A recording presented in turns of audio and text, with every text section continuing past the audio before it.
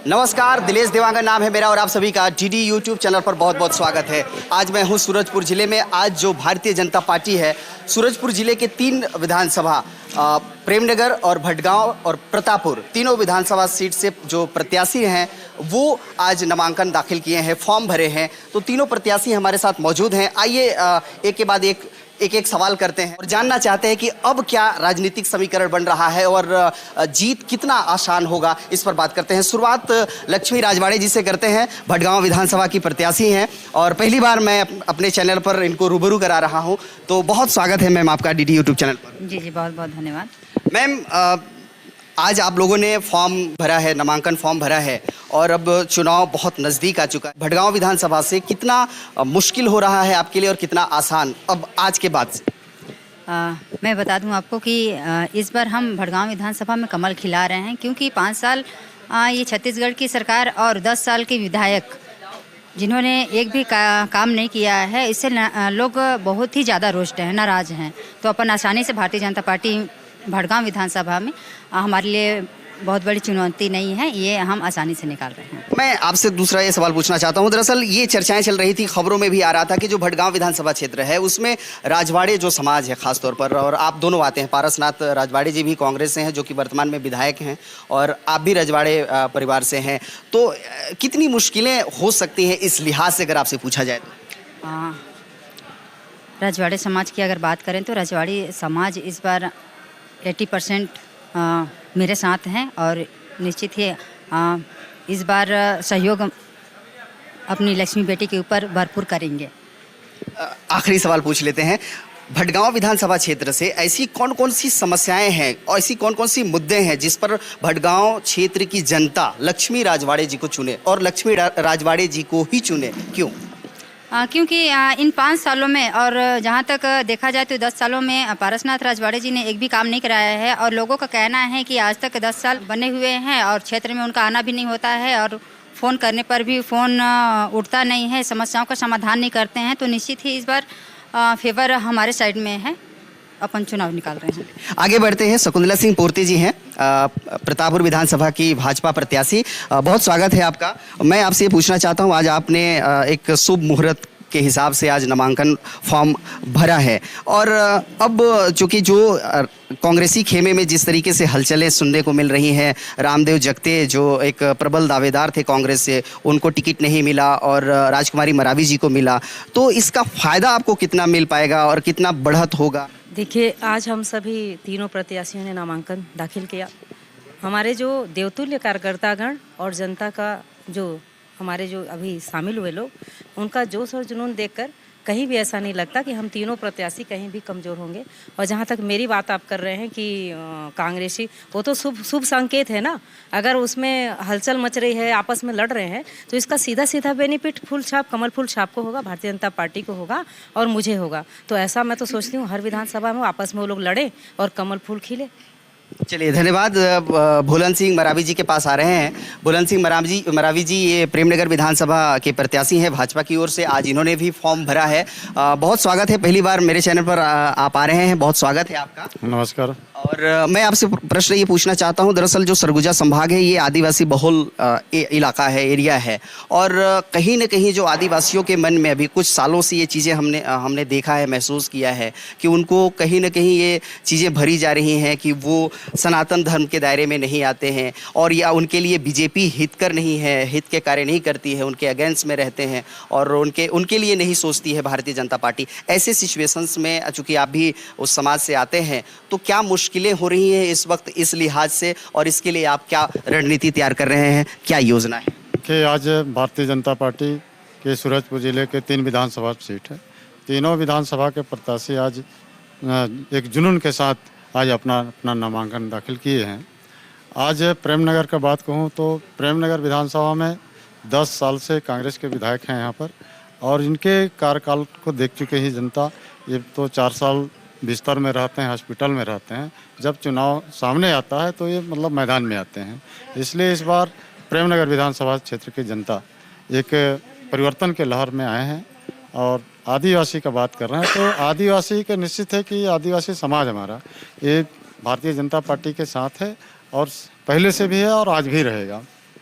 मैं आपसे पूछना चाहता हूं, जैसे खिलसाय जी की बात चल रही है, जब मैं चुनावी माहौल पर प्रेमनगर विधानसभा के कई हिस्से में गया था, पब्लिक से मैंने रूबरू हुआ था, उनसे सवालात किए थे, मैंने पूछा था, जांचा था, चुनावी माहौल पर चर्चा की थी, तो ये फीडबैक आया था कि वो काफ़ी बुजुर्ग हो गए हैं और अब वो जिस तरीके से उनको फील्ड पर उतर कर काम करना चाहिए वैसा नहीं कर पाते हैं। इसका फ़ायदा आपको होगा? देखिए, क्षेत्र का जनता ये चाहता है कि काम करने वाला व्यक्ति सामने आए। ये तो सियाने हो गए हैं, 75-80 साल के हो गए हैं, अब इनको बढ़ जाना चाहिए, है ना, मौका देना चाहिए किसी को।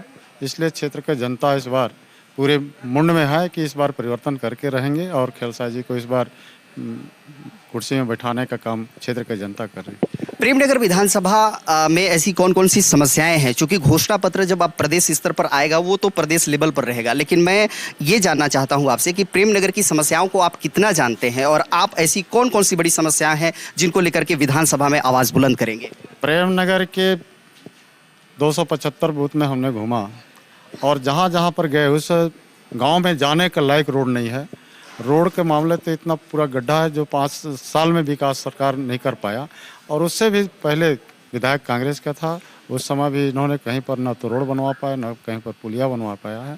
इसलिए इस क्षेत्र का जनता पूरा परिवर्तन के लहर में है और निश्चित है कि इस बार भारतीय जनता पार्टी कमल फूल छाप खिलेगा और प्रदेश में भारतीय जनता पार्टी की सरकार बनेगी। चलिए, धन्यवाद, आपने हमसे बात की। अब हम बात करते हैं भाजपा के जिला अध्यक्ष सूरजपुर के बाबूलाल अग्रवाल जी से। बहुत स्वागत है आपका भी, और मैं आपसे सीधा प्रश्न ये पूछना चाहता हूँ कि ये सड़क और ये सब जो 5 सालों के जो मुद्दा रहे हैं, बीजेपी और भारतीय जनता पार्टी की तरफ से यही सारी बातें अब तक होती रही हैं, आप मुझे क्या बताएंगे, इन्हीं मुद्दों पर ही लड़ाई लड़ेंगे या कुछ नया देने के लिए आपके पास है कुछ? क्योंकि जिस तरीके से आप लोगों ने, भारतीय जनता पार्टी ने कांग्रेस पर आरोप शब्द का इस्तेमाल कर रहा, आप लोगों ने लगाया था कि वो 18 में लोक लुभावने वायदे किए थे और ऐसे वायदे किए थे, उस वायदों के झांसे में जनता आ गई और अब उनको खामियाजा भुगतना पड़ा है। तो क्या 2023 में भारतीय जनता पार्टी के पास कोई अनोखा तोहफा देने के लिए प्रदेश को है? देखिए, सबसे पहले मैं आपको बता दूं कि भारतीय जनता पार्टी के तीनों प्रत्याशी यहाँ पर उपस्थित हैं और तीनों ने मिल करके यहाँ पर अपना नॉमिनेशन फाइल किया है। इतना विशाल जन सैलाब, लगभग 10,000 लोगों के हमारे कार्यकर्ता और आम जनता ये उपस्थित थी, और रविशंकर प्रसाद जी ने जो आह्वान किया है उससे निश्चित रूप से लगता है, और जो वातावरण था, जो जोश और जुनून था कार्यकर्ताओं को, बता रहा है कि भारतीय जनता पार्टी का कमल खिलने वाला है और प्रत्येक बूथ में कमल खिलने वाला है और तीनों विधानसभा हम यहाँ जीतेंगे और तीनों जीत करके और भारतीय जनता पार्टी की प्रदेश में सरकार बनाएंगे। जहाँ तक सवाल है, 2018 में कांग्रेस के लोग लुभाव नारा लेकर के आए थे, वादा लेकर के आए थे, 36 उन्होंने घोषणा की थी। उन्होंने सबसे पहले घोषणा की थी कि हर किसान का कर्जा माफ। आज भी किसानों का कर्जा माफ नहीं हुआ है, दोबारा उन्होंने घोषणा कर रहे हैं कि कर्जा माफ करेंगे। उन्होंने कहा बेरोजगारों को रोजगार देंगे या भत्ता देंगे, न रोजगारों को रोजगार दिया न भत्ता दिया, और आज एक युवा का 1,20,000 रुपये बकाया है। मैं आह्वान करता हूं युवाओं से कि जब कांग्रेस के नेता उनके बूथ में जाएं, उनसे बोलें कि हमारा 1,20,000 रुपये आपके बकाया है, उसको पटाइए, उसके बाद आप हमसे बात करिए। उस प्रकार हमारे बुजुर्ग महिलाएं हैं, पुरुष लोग हैं, 60 साल वाले हमारे बुजुर्ग हैं, उनको 1,000 रुपये देने का वादा किया था। 70 साल वालों को उन्होंने 1,500 रुपये देने का वादा किया था। सबको, शहरी क्षेत्र के लोगों का जो टैक्स है 50% माफ़ करने की बात कही थी। जो गरीबी रेखा के नीचे लोग हैं उनको आवास देने की बात कही थी। कहीं पर कुछ नहीं हुआ। पूरा प्रदेश का विकास ठप पड़ा है। ये पूरा प्रदेश भ्रष्टाचार की चरम सीमा पर है, भ्रष्टाचार की भेंट चढ़ गया है। चाहे उन्होंने रेत खनन का मामला किया हो, चाहे कोल माफिया का काम क्या हो, भू माफिया का काम क्या हो, सिर्फ एकमात्र भूपेश बघेल सरकार में भ्रष्टाचार भ्रष्टाचार भ्रष्टाचार हुआ है और जनता जनार्दन जाग चुकी है। ऐसी सरकार को उखाड़ फेंकने के लिए पूरी जनता तैयार है और भारतीय जनता पार्टी का एक कार्यकर्ता खड़ा है। और हर बूथ में हमारे पिछले 5 साल में हमारे कार्यकर्ताओं ने आंदोलन किया, धरना किया, प्रदर्शन किया है, और हर बूथ में हमारा नौजवान कार्यकर्ता, माताएं, बहनें ऐसी पूरी ताकत के साथ खड़ी है और हर बूथ से अब तैयारी कर ली है और संकल्प के साथ में कमल खिलाएंगे और हर बूथ को जीत कर दिखाएंगे। हर बूथ को जीत कर दिखाएंगे। हमारे साथ पूर्व लोकसभा सांसद कमल भान सिंह जी भी हैं, हम इनसे चर्चा करते हैं, इनसे भी बात करते हैं। बहुत स्वागत है सर हमारे चैनल पर आपका। चलिए, बहुत बहुत नमस्कार। सर, मैं आपसे पूछना चाहता हूं, चूंकि आप इस सरगुजा संभाग से आप सांसद रहे हैं और चूंकि पूरे संभाग में आपको लोग जानते हैं, आपकी भूमिका क्या होगी और जीत की राह को आप कितना आसान बना पाएंगे?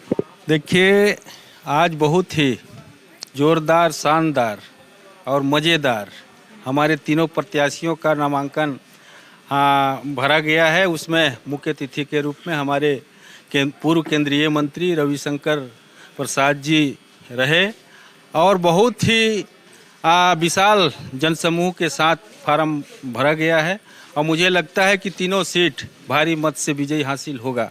ये हम नहीं, आम जनता बोल रही है और पूरा विश्वास हो गया आज को देख करके कि वास्तव में पूरी जनता भारतीय जनता पार्टी को पुनः सत्ता में लाने का भरपूर प्रयास कर रही है और मन भी बना चुकी है। कांग्रेस के पास चेहरा है भूपेश बघेल जी, जो कि वर्तमान में सीएम भी हैं, मुख्यमंत्री हैं।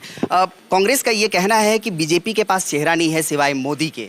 ऐसा कोई चेहरा सामने आ सकता है या सिर्फ मोदी के सहारे आप चुनाव लड़ेंगे? देखिए, भारतीय जनता पार्टी के पास चेहरे का कोई कमी नहीं है, ये भ्रम है कांग्रेस का।